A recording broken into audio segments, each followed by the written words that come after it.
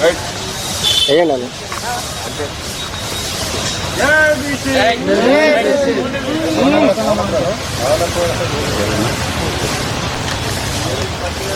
మౌన పోరాటం చేతులు లేకపోయింది కదా తను.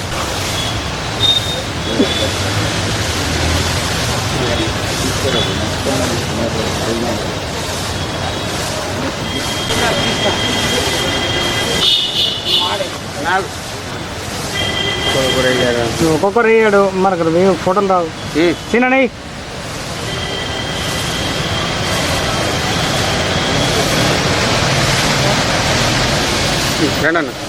అటు కూడా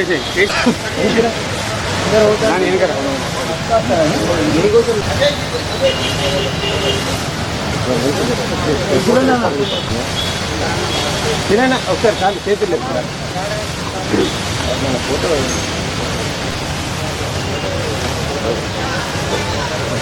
అట్లా ఉండండి.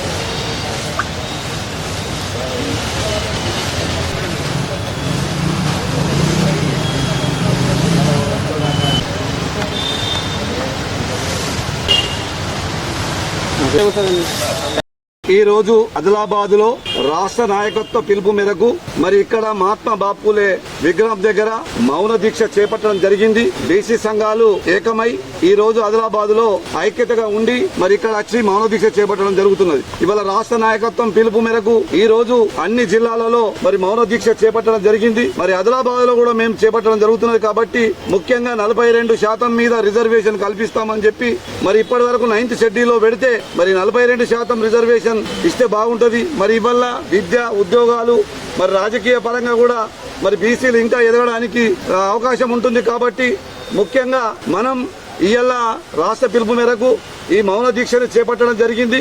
ముఖ్యంగా మరి రాబోయే కాలంలో ఈ 42% ఇవ్వకపోతే మరి రాస్తా రోకోలు ధర్నాలు మరి ఇవల్ల నిరాహార దీక్షలు అమర దీక్షలు కూడా చేపట్టడానికి సిద్ధమవుతున్నాం.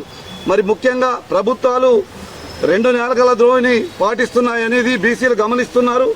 ముఖ్యంగా మీరు అవి వదులుకుంటేనే బాగుంటుంది.